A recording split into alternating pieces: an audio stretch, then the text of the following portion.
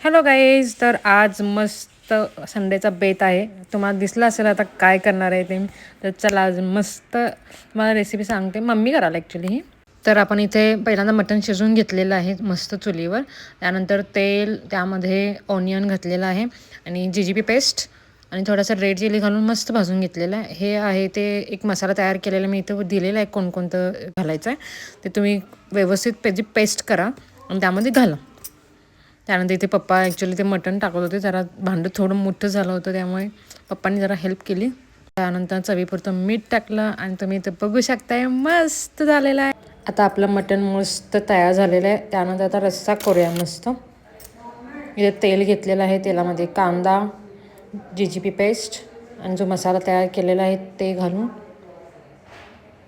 मटणाचा स्टॉक घातलेला आहे. बस कोथिंबीर पण थोडीशी घालायची.